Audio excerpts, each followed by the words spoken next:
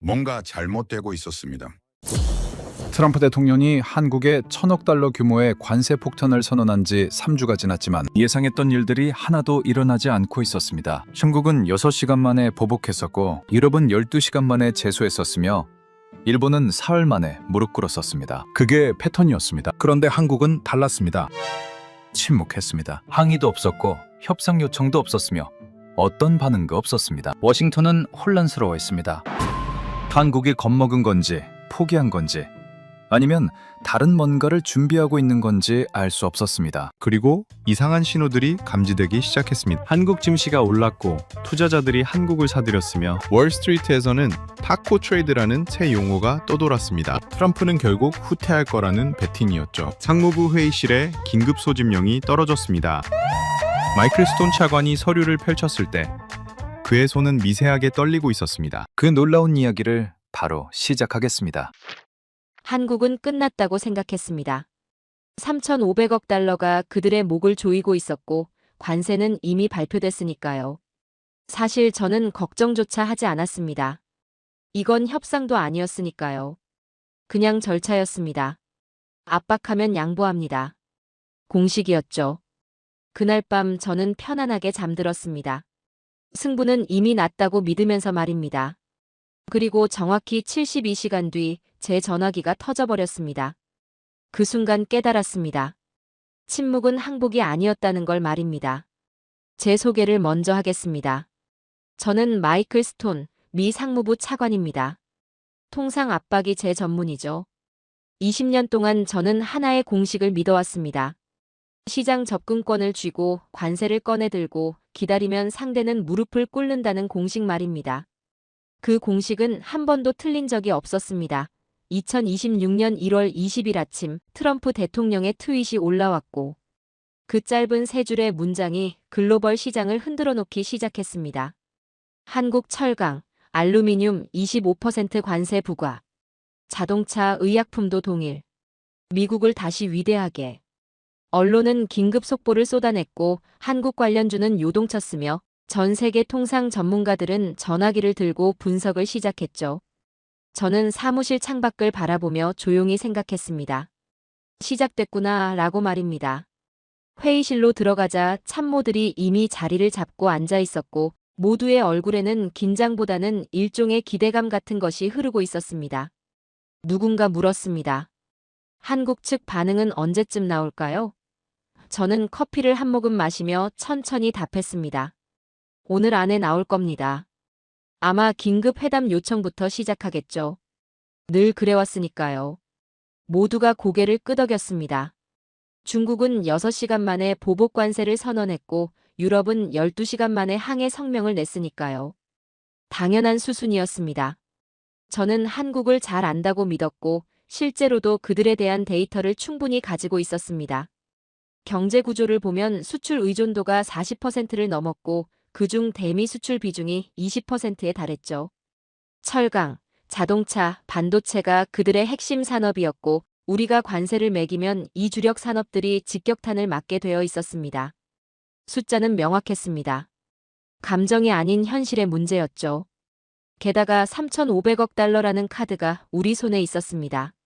지난해 한국이 약속한 대미 투자액이었는데 트럼프 대통령이 직접 백악관에서 발표하면서 역사상 최대 규모의 투자라고 선언했던 그 숫자였죠. 이건 단순한 경제 지표가 아니라 정치적 성과였고 중간 선거를 앞둔 공화당에게는 절대 놓칠 수 없는 카드였습니다. 한국은 이미 그 약속을 공개적으로 했고 후퇴할 수 없는 지점까지 와 있었습니다. 참모에게 말했습니다. 한국은 선택지가 없습니다. 투자를 철회하면 트럼프 대통령을 적으로 만드는 거고 관세를 그냥 받아들이면 자국 산업이 무너지는 겁니다. 결국 협상 테이블에 나올 수밖에 없죠. 그가 조심스럽게 물었습니다. 양보를 받아낼 수 있을까요? 저는 여유 있게 웃으며 답했습니다. 받아내는 게 아니라 받는 겁니다. 20년간 늘 그래왔으니까요. 오후 3시가 지났지만 한국 대사관에서는 아무 연락도 없었고 오후 5시에도 여전히 조용했으며 저녁 7시가 되어도 청와대 브리핑은 나오지 않았습니다. 참모가 다시 찾아와 물었습니다. 이상하지 않습니까? 이렇게 오래 걸린 적이 없었는데요. 저는 침착하게 고개를 저으며 답했습니다. 내부 조율 중일 겁니다. 어떤 식으로 양보할지, 어떤 카드를 먼저 내놓을지 계산하고 있을 거예요. 사실 저는 확신했습니다. 시간이 지날수록 그들은 더 급해질 거라고 말입니다. 그날 밤 집으로 돌아가는 차 안에서 생각했습니다. 한국은 합리적인 나라였고 감정적으로 대응하지 않는 곳이었으며 언제나 숫자를 따지고 현실을 직시하는 상대였죠. 그리고 지금 숫자는 너무나 명확했습니다. 관세를 버티면 연간 수출 손실이 100억 달러를 넘고 투자를 철회하면 정치적 신뢰가 바닥으로 떨어지는 상황이었으니까요. 결국 그들은 협상을 선택할 겁니다.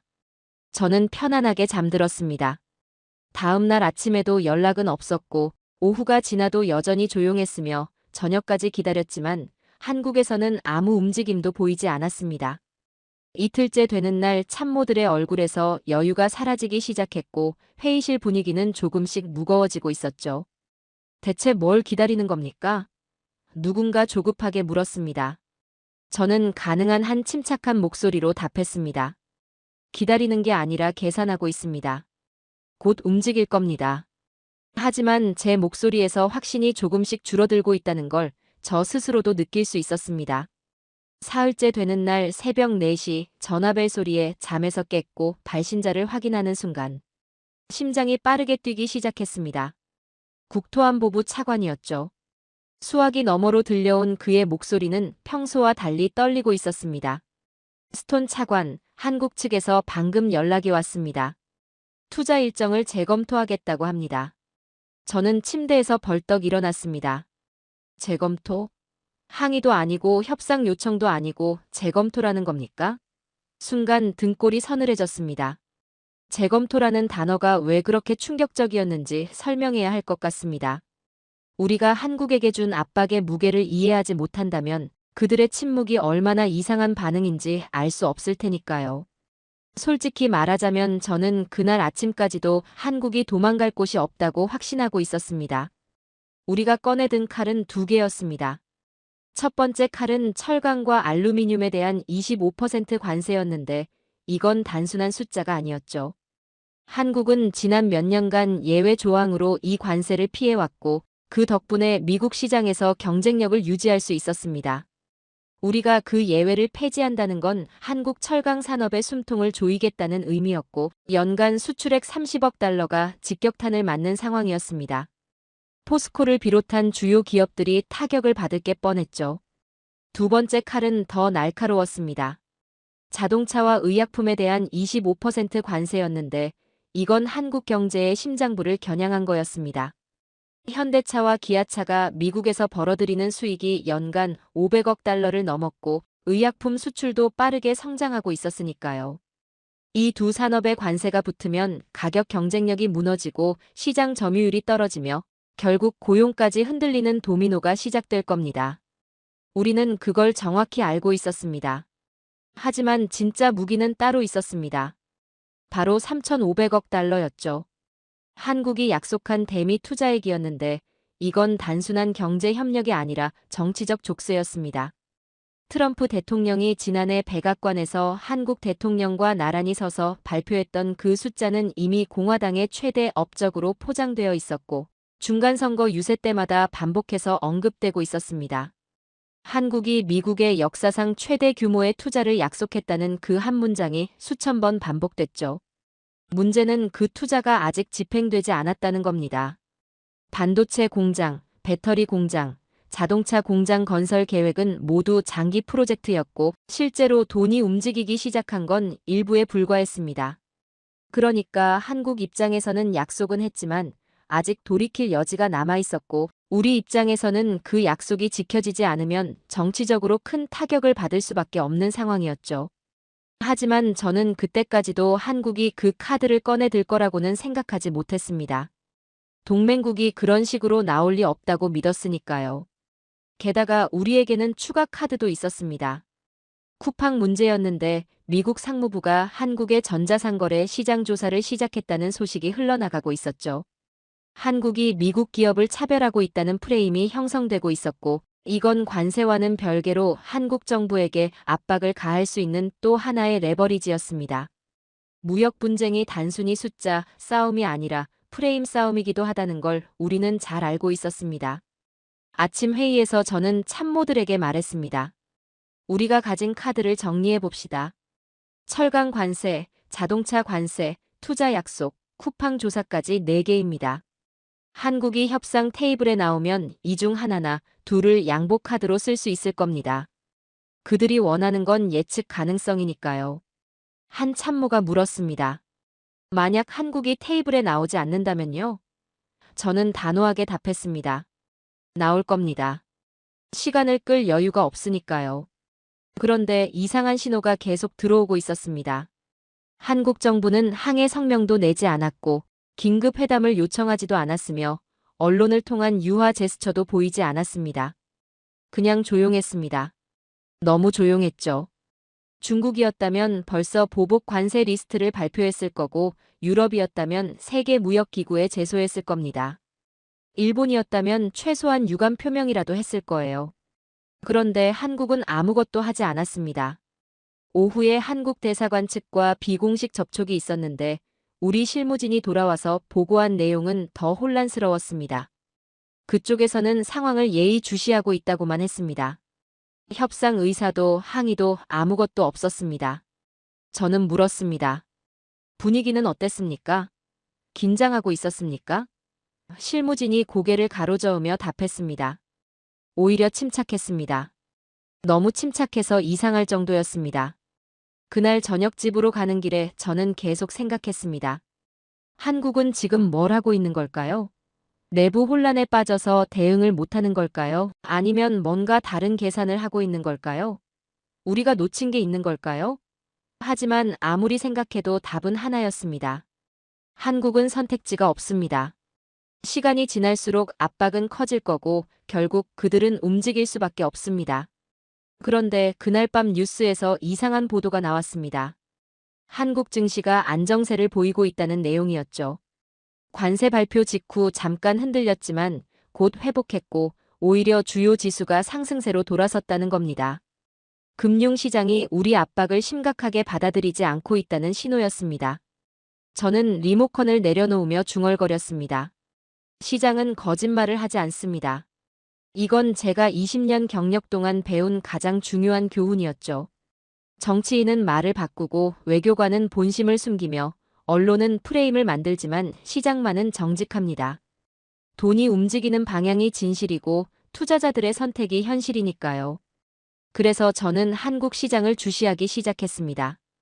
관세 발표 다음 날 아침 코스피 지수를 확인했습니다. 당연히 폭락할 거라고 예상했죠. 300억 달러 규모의 관세 폭탄이 떨어졌는데 시장이 멀쩡할 리 없으니까요. 그런데 결과는 달랐습니다. 장 시작과 동시에 잠깐 흔들렸지만 곧 회복세로 돌아섰고 오후가 되자 오히려 상승세를 보이기 시작했습니다. 현대차와 기아차 주가는 전날 대비 플러스를 기록했고 포스코를 비롯한 철강주들도 예상보다 훨씬 선방하고 있었습니다. 참모를 불러 물었습니다. 이게 말이 됩니까? 우리가 방금 그들의 주력 산업에 25% 관세를 때렸는데 주가가 오른다는 게? 그가 모니터를 확인하며 답했습니다. 외국인 투자자들이 오히려 매수에 나서고 있습니다. 한국 시장으로 자금이 유입되고 있다는 얘기죠. 저는 이해할 수 없었습니다. 투자자들이 미쳤습니까? 아니면 우리가 놓친 뭔가가 있는 겁니까? 그날 오후 월스트리트의 한 애널리스트에게 전화를 걸었습니다. 아시아 시장 전문가였고 제가 신뢰하는 몇 안 되는 사람 중 하나였죠. 그에게 물었습니다. 한국 시장이 왜 이렇게 반응하는 겁니까? 시장이 우리 정부의 결정을 무시하고 있는 건가요? 그는 잠시 침묵하다가 조심스럽게 답했습니다. 스톤 차관, 혹시 타코 트레이드라는 말 들어보셨습니까? 타코 트레이드. 저는 처음 듣는 용어였습니다.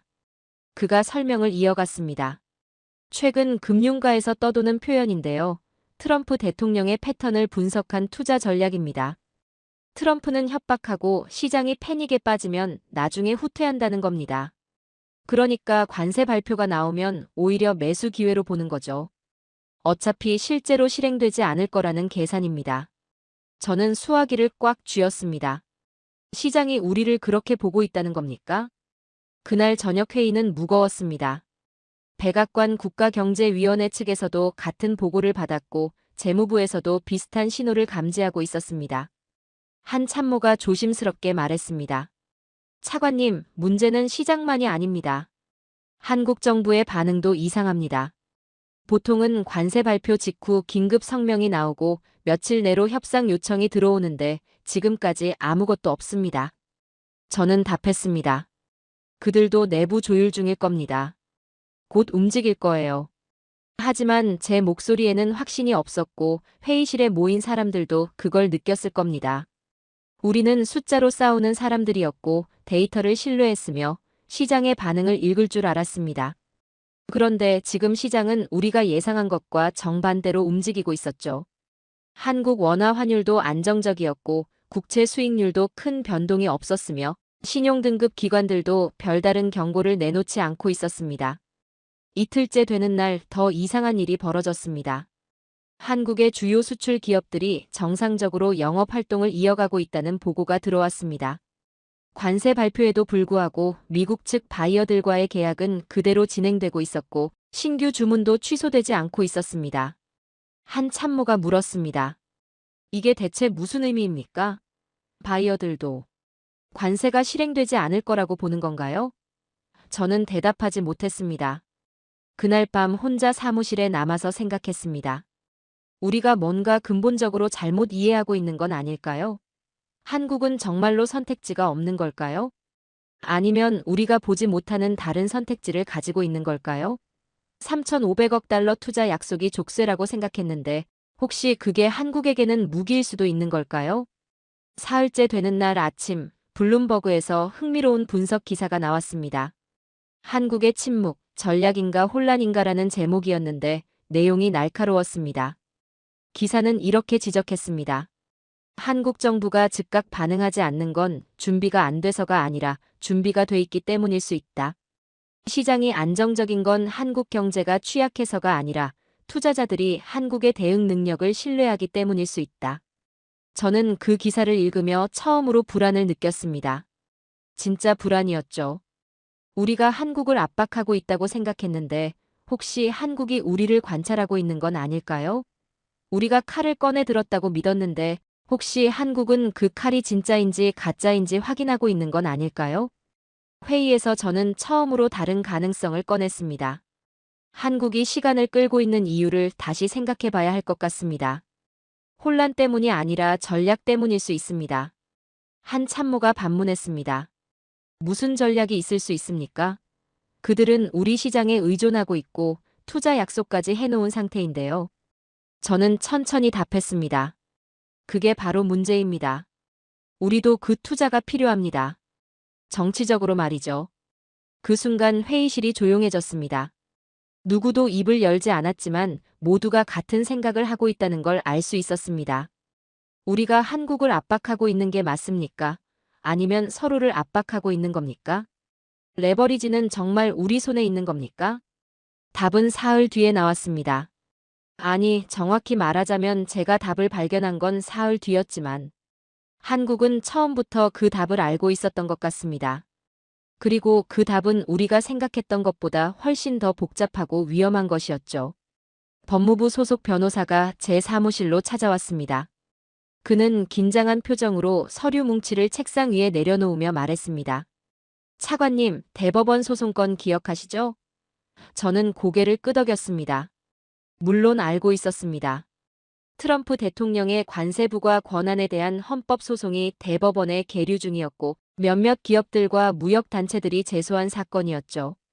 하지만 저는 그게 큰 문제라고 생각하지 않았습니다. 대통령의 관세부과 권한은 이미 여러 차례 인정받았고 이번에도 크게 다르지 않을 거라고 봤으니까요. 변호사가 조심스럽게 말을 이었습니다. 문제는 이번 소송의 쟁점이 조금 다릅니다. 국가안보를 이유로 한 관세부가, 그러니까 232조의 남용 여부를 다루고 있거든요. 대법원이 만약 대통령의 단독 관세부과 권한을 제한하는 판결을 내린다면 그는 말을 멈췄습니다. 저는 그 침묵의 의미를 이해했습니다. 그렇게 되면 우리가 지금까지 부과한 모든 관세가 법적 근거를 잃을 수 있다는 얘기였죠. 저는 물었습니다. 판결은 언제 나옵니까? 그가 답했습니다. 빠르면 2달 안에, 늦어도 이번 회기 내에는 나올 겁니다. 2달. 그리고 그 순간 퍼즐 조각들이 맞춰지기 시작했습니다. 한국의 침묵이, 시장의 안정이, 투자자들의 여유가 모두 설명되기 시작했죠. 그들은 기다리고 있었습니다. 대법원 판결을 말입니다. 급히 참모들을 소집했습니다. 회의실에 모인 사람들에게 상황을 설명했고 모두의 얼굴이 굳어지는 걸 볼 수 있었습니다. 한 참모가 물었습니다. 그러니까 한국은 우리 관세가 법적으로 무효화될 가능성을 보고 있다는 겁니까? 저는 천천히 고개를 끄덕였습니다. 그것만이 아닙니다. 만약 대법원이 위헌 판결을 내린다면 기존에 부과된 모든 관세가 무력화될 수 있습니다. 중국에 대한 관세도 유럽에 대한 관세도 말이죠. 상황의 심각성이 느껴지기 시작했습니다. 우리는 한국이 급하다고 생각했습니다. 관세 압박 때문에 조급해질 거라고 믿었죠. 하지만 실제로는 정반대였습니다.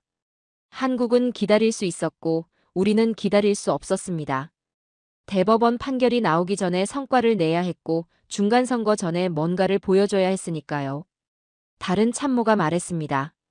하지만 대법원이 꼭 위헌 판결을 내린다는 보장은 없지 않습니까? 그 말이 맞았습니다. 가능성일 뿐이었죠. 하지만 한국은 그 가능성에 베팅하고 있었고 시장도 그 베팅을 신뢰하고 있었습니다. 그게 타코 트레이드의 진짜 의미였습니다. 트럼프의 관세가 일시적이라는 게 아니라 법적으로 불안정하다는 계산이었던 겁니다. 저는 그날 오후 내내 과거 사례들을 검토했습니다. 대법원이 대통령의 권한을 제한한 적이 있었고 특히 의회의 권한을 침해했다고 판단될 경우 강하게 제동을 걸었던 전례가 있었습니다. 이번 소송의 핵심 논리도 비슷했습니다. 관세 부과는 본래 의회의 권한인데 대통령이 국가안보라는 명목으로 그걸 우회하고 있다는 주장이었죠. 보수 성향의 대법관들조차 권력 분립 원칙에는 민감하게 반응할 수 있었습니다. 더 깊이 파고들수록 한국의 전략이 보이기 시작했습니다. 그들은 항의하지 않았습니다.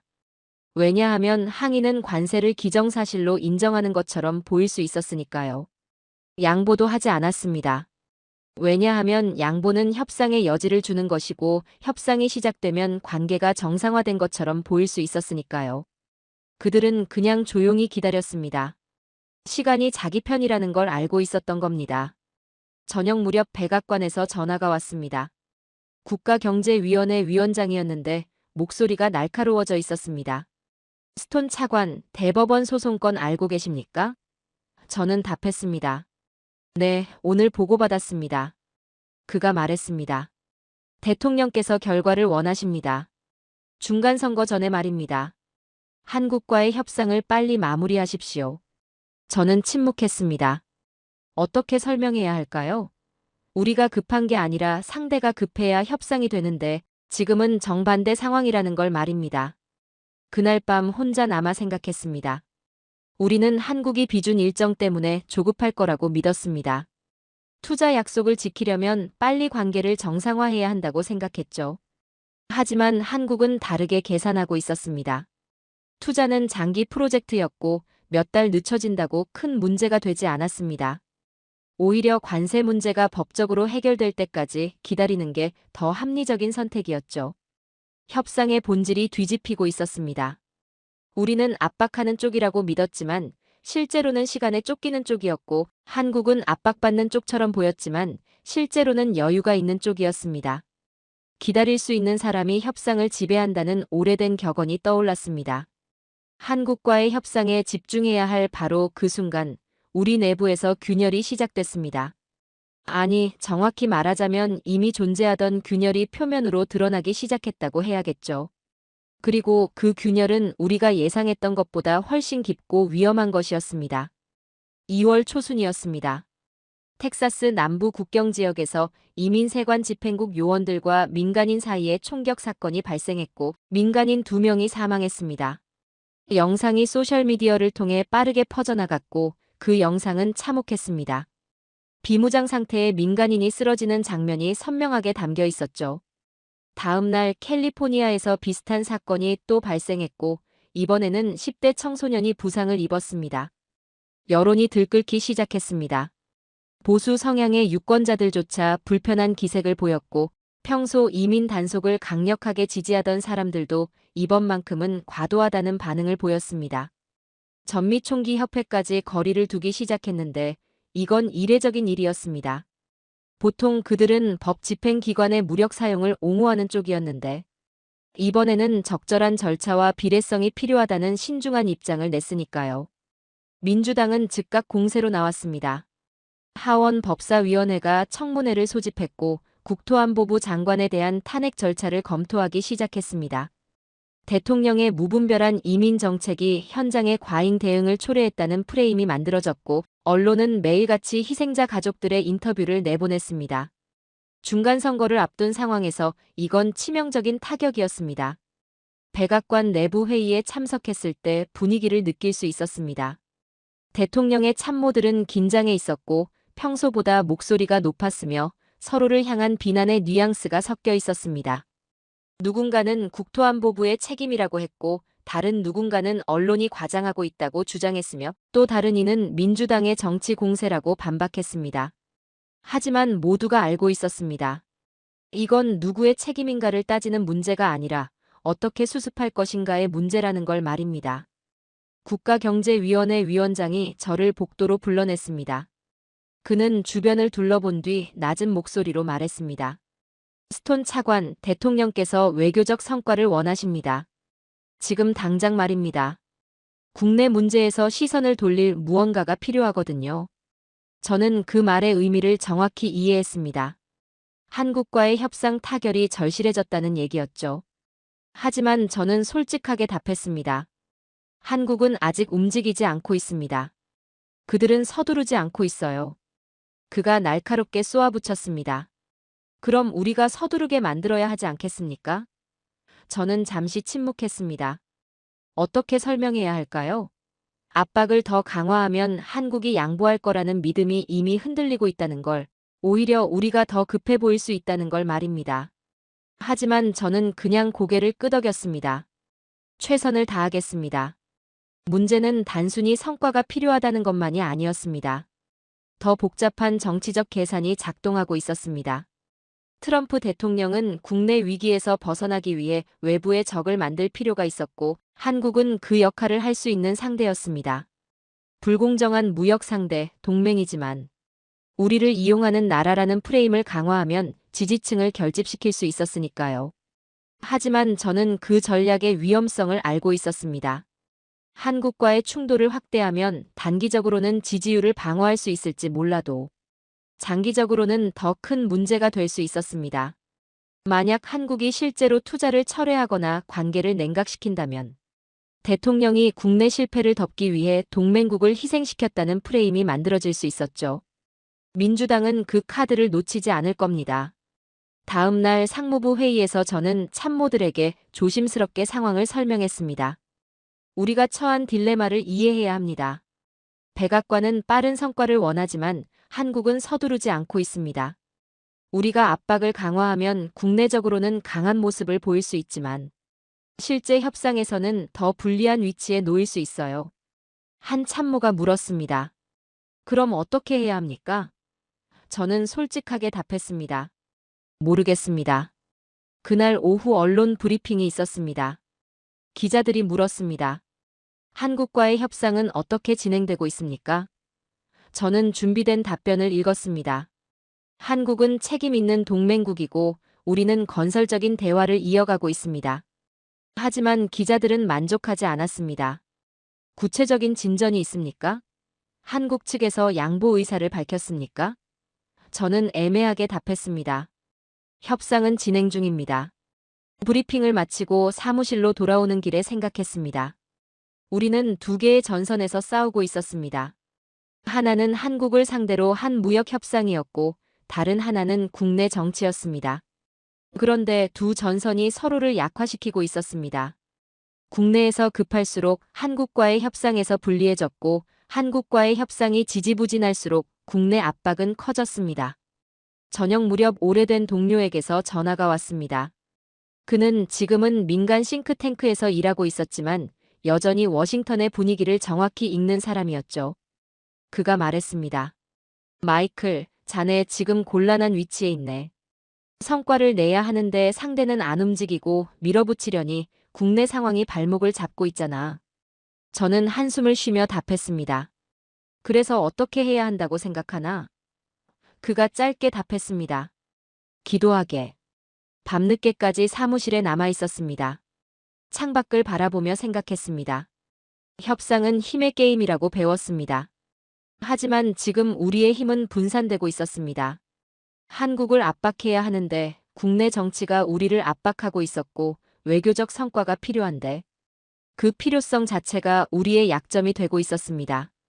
3,500억 달러.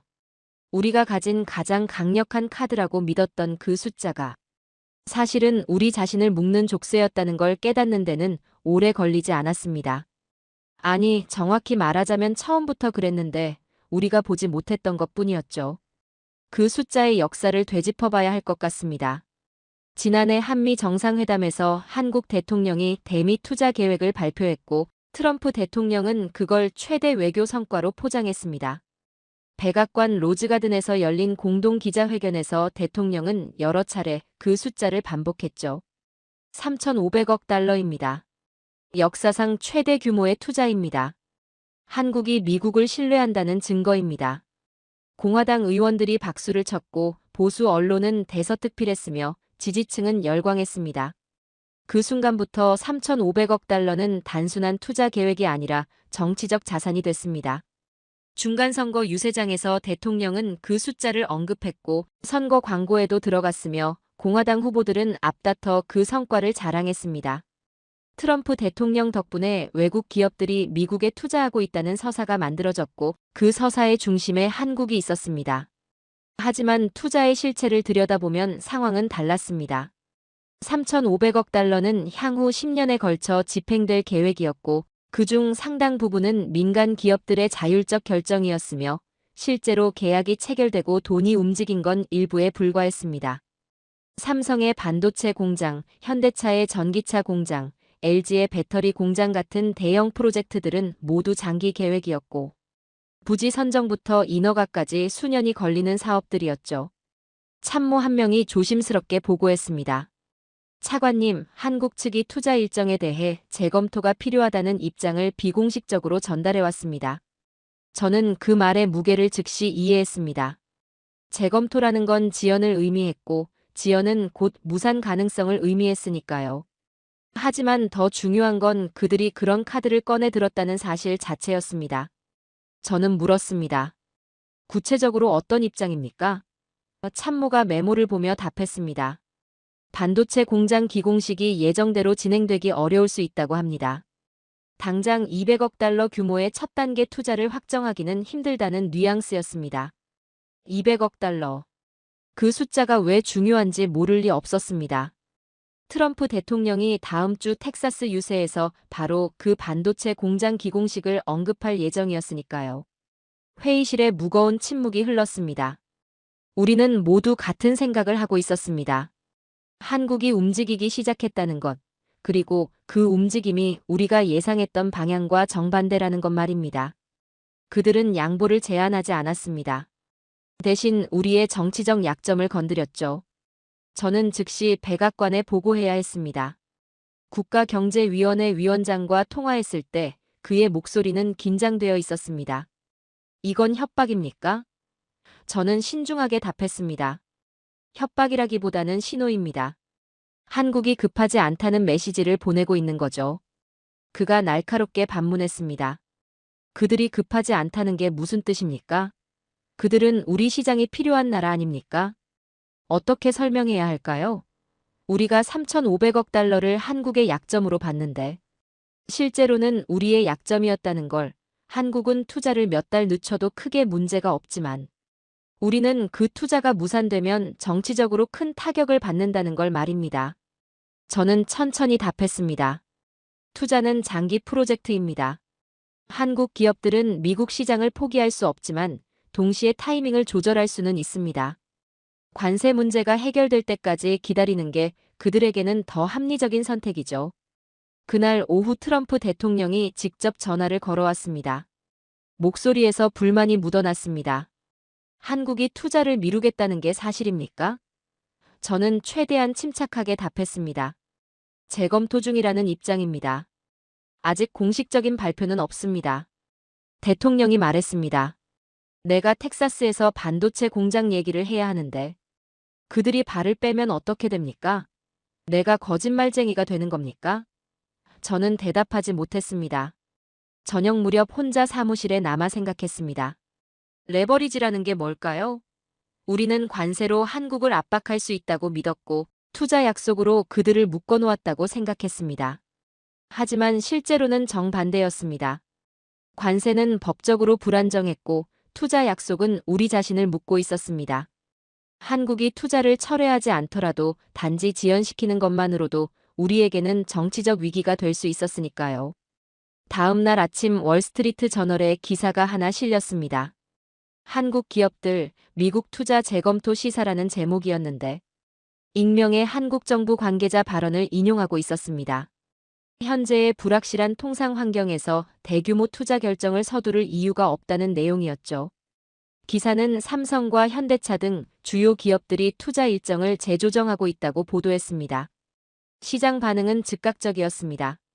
미국 반도체 장비 업체들의 주가가 떨어졌고 텍사스와 애리조나 같은 투자 예정 지역의 지방 정부들이 불안해하기 시작했습니다.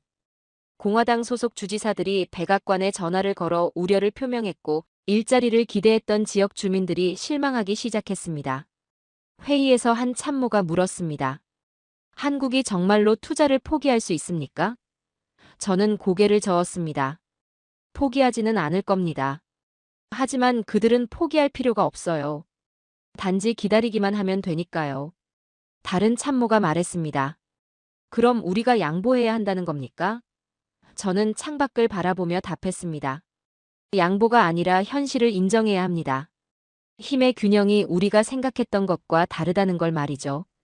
그날 밤 집으로 가는 차 안에서 깨달았습니다. 협상에서 진짜 약자는 성과를 증명해야 하는 쪽이라는 걸 말입니다. 한국은 우리에게 뭔가를 증명할 필요가 없었습니다. 그들은 그냥 일상적인 업무를 이어가면 됐죠. 하지만 우리는 달랐습니다. 중간 선거를 앞두고 성과를 보여줘야 했고 투자가 실제로 이루어지고 있다는 걸 증명해야 했으면 한국과의 관계가 흔들리지 않고 있다는 걸 입증해야 했습니다. 우리가 놓친 게 있었습니다. 아니, 놓친 게 아니라 보지 않으려 했던 것일지도 모릅니다. 관세는 일방적 무기라고 믿었고 압박하면 상대는 무너질 거라고 생각했으니까요. 하지만 현실은 달랐습니다. 한국이 쥔 카드들은 우리 눈에 보이지 않았지만 분명히 존재하고 있었고 그 카드들은 우리가 생각했던 것보다 훨씬 강력했습니다. 상무부 산업분석팀이 보고서를 들고 왔습니다. 제가 직접 요청한 자료였는데 미국 핵심 산업의 한국 의존도를 분석한 내용이었죠. 첫 페이지를 넘기는 순간 숨이 막혔습니다. 숫자들이 명확하게 보여주고 있었습니다. 우리가 한국에 압박을 가할 수 있다고 믿었던 바로 그 순간 우리 자신도 한국에 깊이 의존하고 있었다는 사실을 말입니다. 반도체부터 살펴봤습니다. 한국은 전 세계 메모리 반도체 시장의 60% 이상을 장악하고 있었고 미국 시장만 놓고 보면 그 비중은 더 높았습니다. 삼성과 SK 하이닉스가 공급하는 디램과 낸드 플래시 없이는 미국의 IT 산업이 제대로 돌아갈 수 없었죠. 애플의 아이폰, 델의 컴퓨터, 아마존의 데이터 센터, 심지어 국방부의 첨단 무기 시스템까지 모두 한국산 반도체에 의존하고 있었습니다. 분석관이 조심스럽게 설명했습니다. 차관님, 문제는 단순히 시장 점유율이 높다는 게 아닙니다. 대체제가 없다는 겁니다. 중국 업체들은 기술 격차가 크고 일본 업체들은 이미 시장에서 밀려났으며 미국 업체들은 메모리 반도체 생산을 포기한 지 오래입니다. 만약 한국이 공급을 조절하기만 해도 미국 산업 전체가 타격을 받을 수 있습니다. 저는 물었습니다. 조절한다는 게 무슨 의미입니까? 그가 답했습니다. 중단이 아니라 지연입니다. 납품 일정을 늦추거나 신규 계약을 보류하는 것만으로도 충분하죠. 배터리 섹션으로 넘어갔습니다. 상황은 더 심각했습니다. 전기차 전환이 미국 자동차 산업의 미래였고 바이든 행정부 때부터 추진해온 핵심 정책이었는데 그 심장부에 한국 배터리가 있었습니다. LG에너지솔루션, 삼성 SDI, SK온이 북미 전기차 배터리 시장의 절반 이상을 공급하고 있었고 제너럴모터스와 포드는 한국 업체들과 합작 공장을 짓고 있었습니다. 더 중요한 건 기술 격차였습니다.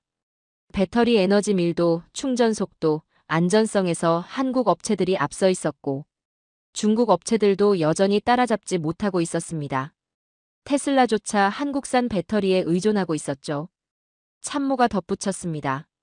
바이든 정부의 인플레이션 감축법에 따라 보조금을 받으려면 배터리 공급망을 다변화해야 하는데 한국 업체들 없이는 그 목표를 달성할 수 없습니다. 한국이 투자를 늦추기만 해도 전기차 전환 계획 전체가 지연될 수 있어요. 조선 부문은 예상 밖이었습니다. 저는 조선업이 그렇게 중요한 전략 산업인 줄 몰랐습니다. 보고서는 냉정하게 현실을 보여주고 있었습니다. 미국 해군 함정의 평균 선령이 20년을 넘어섰고 노후화가 가속화되고 있었습니다. 중국과의 해양 경쟁이 심화되는 상황에서 함대 현대화는 급선무였는데 문제는 미국의 조선 능력이었습니다. 미국 조선소들은 수십 년간 경쟁력을 잃어왔고 생산 속도는 느렸으며 비용은 높았습니다. 한국 조선소들은 같은 규격의 함정을 절반 시간에 3분의 1 비용으로 만들 수 있었죠. 기술력도 차이가 났습니다. LNG 운반선, 초대형 컨테이너선, 해양 플랜트 같은 고부가 가치 선박 건조에서 한국은 압도적이었습니다. 분석관이 말했습니다. 국방부가 조심스럽게 한국 조선소와의 협력을 검토하고 있습니다. 비공식적으로 말이죠. 저는 보고서를 덮으며 생각했습니다. 우리는 한국을 수출 의존 경제로 봤고 우리 시장 없이는 살아남기 힘들 거라고 판단했습니다. 하지만 실제로는 상호 의존이었고 어떤 분야에서는 우리가 더 절박한 상황이었습니다. 한국은 다른 시장을 찾을 수 있었지만 우리는 한국을 대체할 공급처를 찾기 어려웠으니까요. 오후에 국방부 차관보와 비공식 미팅이 있었습니다. 그는 직설적으로 말했습니다. 스톤 차관, 한국과의 관계가 악화되면 우리 국방 산업도 타격을 받습니다. 반도체만이 아닙니다. 한국은 우리 무기 체계의 핵심 부품을 공급하고 있고 방산 협력도 확대되고 있습니다.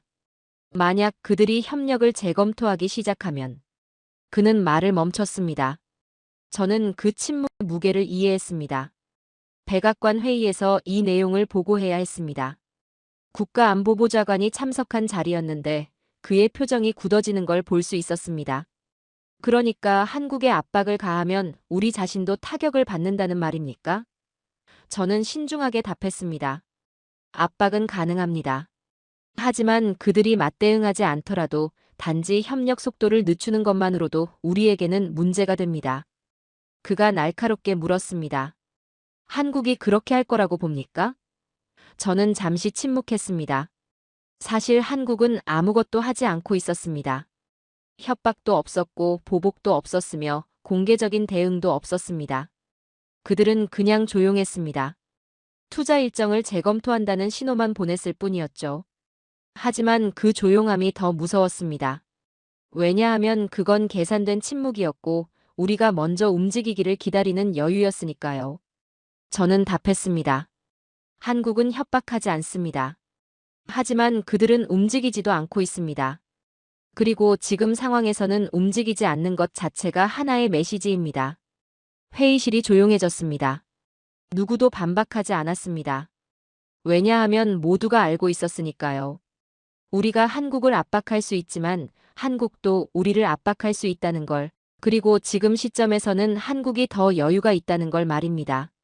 그날 밤 혼자 남아 생각했습니다. 힘이라는 게 뭘까요? 우리는 관세를 무기라고 믿었고 시장 접근권을 레버리지라고 생각했습니다. 하지만 진짜 힘은 대체 불가능성이었습니다. 상대가 당신 없이는 살 수 없을 때 그게 진짜 힘이었습니다. 그리고 지금 한국은 여러 분야에서 대체 불가능했습니다. 패턴이 있었습니다. 트럼프 대통령의 협상 방식에는 분명한 패턴이 있었고 우리는 그걸 잘 알고 있었습니다. 강하게 협박하고 시장을 흔들고 상대가 패닉에 빠지면 조금 물러서고 그리고 다시 압박하는 방식이었죠. 이 패턴으로 중국을 상대했고 유럽을 압박했으며 멕시코를 굴복시켰습니다. 그리고 한국도 마찬가지일 거라고 믿었습니다. 하지만 이번에는 달랐습니다. 3주가 지났고 한국은 여전히 움직이지 않고 있었으며 시장은 우리를 신뢰하지 않고 있었고 국내 정치는 우리를 압박하고 있었습니다. 대법원 판결은 다가오고 있었고 중간선거는 눈앞이었으며 3,500억 달러 투자는 지연되고 있었습니다. 우리가 압박하면 할수록 상황은 더 복잡해졌습니다. 2월 셋째 주 월요일 아침이었습니다. 평소보다 일찍 백악관에서 긴급회의 소집 연락이 왔고 국가경제위원회 위원장의 목소리는 긴장되어 있었습니다. 1시간 안에 오십시오. 대통령께서 결정을 내리셨습니다. 저는 서류를 챙기며 무슨 결정인지 짐작할 수 있었습니다. 후퇴의 시간이 온 겁니다. 회의실에 들어서자 분위기가 느껴졌습니다. 평소의 공격적인 기운이 아니라 일종의 피로감 같은 것이었죠. 대통령이 직접 참석했고 그의 얼굴에는 불만이 역력했지만 동시에 현실을 받아들인 듯한 표정도 보였습니다. 그가 말했습니다. 우리는 한국과 잘 지내야 합니다. 그들은 좋은 동맹이고 많은 투자를 하고 있습니다. 관세 문제는 재검토하겠습니다. 재검토. 그 단어가 의미하는 바를 모를 리 없었습니다. 철회는 아니지만 사실상 후퇴였고 압박은 계속되지만 실제로는 완화될 거라는 신호였습니다. 트럼프식 협상의 전형적인 마무리였죠. 하지만 이번에는 뭔가 달랐습니다. 상대가 양보해서 물러나는 게 아니라 우리가 먼저 한 발 물러서는 거였으니까요. 국가경제위원회 위원장이 설명했습니다. 대통령께서는 한국과의 건설적 대화를 계속하고 싶어 하십니다. 관세는 유지하되 적용 시점을 조정하고 예외 조항을 검토하며 협상 여지를 남겨두자는 겁니다. 저는 고개를 끄덕였습니다. 결국 우리가 움직인 겁니다. 한국이 요구해서가 아니라 우리가 필요해서 말입니다. 오후에 성명이 발표됐습니다. 미국은 한국과의 강력한 동맹 관계를 중시하며 상호 이익이 되는 방향으로 무역 현안을 조율해 나갈 것이라는 내용이었는데 외교적 수사로 포장되어 있었지만 본질은 명확했습니다.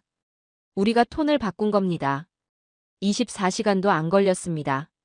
강경 발언에서 유화 제스처까지 말이죠. 시장 반응은 즉각적이었습니다. 한국 증시가 상승했고 원화가 강세를 보였으며 삼성과 현대차 주가가 올랐습니다. 더 중요한 건 미국 시장의 반응이었습니다. 반도체 장비 업체들이 안도했고 전기차 관련주들이 회복세를 보였으며 애널리스트들은 예상된 수순이라고 평가했습니다. 타코 트레이드가 옳았던 겁니다. 트럼프는 협박하고 후퇴한다는 패턴 말이죠. 하지만 이번에는 한 가지가 달랐습니다. 패턴대로라면 상대가 중간에서 양보를 하고 우리가 승리를 선언하며 물러나는 건데 이번에는 한국이 아무것도 양보하지 않았습니다. 그들은 그냥 기다렸을 뿐이었고 우리가 먼저 톤을 바꿨으며 협상 테이블의 구도가 바뀌어 있었습니다. 다음 날 한국 대사관에서 공식 반응이 나왔습니다. 짧고 예의 바른 성명이었는데 내용은 간단했습니다. 한미 동맹의 중요성을 공유하며 상호 존중에 기반한 건설적 대화를 환영한다. 협박도 없었고 승리 선언도 없었으며 과도한 반응도 없었습니다. 그냥 담담했습니다. 마치 이미 예상했던 것처럼 말이죠. 참모회의에서 누군가 물었습니다. 한국이 이제 양보할까요? 저는 고개를 저었습니다. 양보가 아닙니다. 정상화입니다. 한국은 처음부터 정상적인 협상을 원했고 이제 우리가 그 테이블에 앉게 된 겁니다. 다른 참모가 반문했습니다. 그럼 우리가 진 겁니까?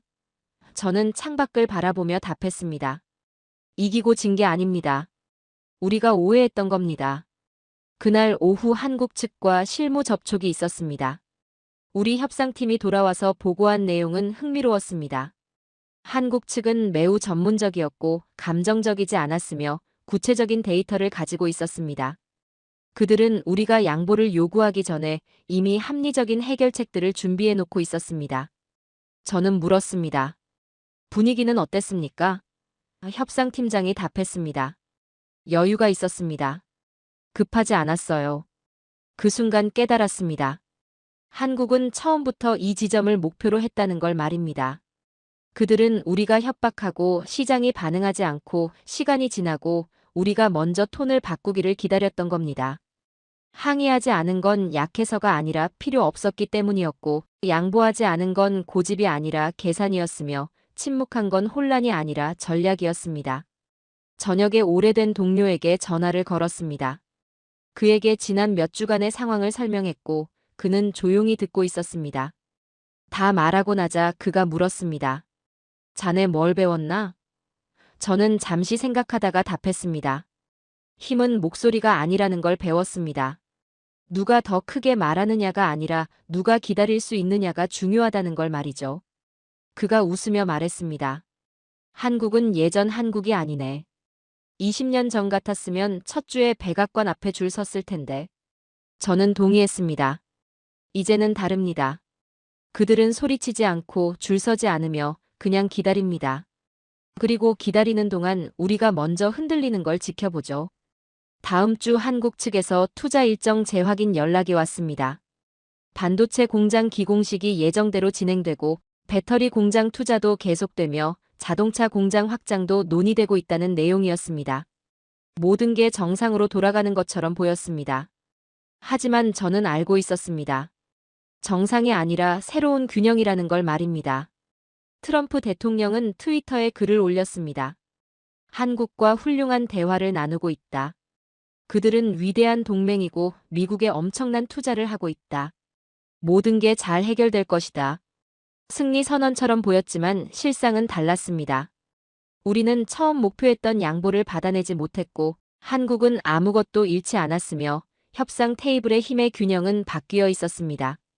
회의실에서 참모들과 마지막 정리를 하며 생각했습니다. 이건 승리도 패배도 아니었습니다. 이건 인식의 변화였습니다. 한국은 더 이상 우리가 압박하면 굴복하는 동맹이 아니었고 우리는 더 이상 일방적으로 명령할 수 있는 위치에 있지 않았습니다. 협상은 힘이 아니라 상호 의존성에 관한 것이었고 지금 우리는 한국 없이는 우리의 목표를 달성할 수 없다는 걸 인정하게 됐습니다. 그날 밤 사무실을 나서며 마지막으로 생각했습니다.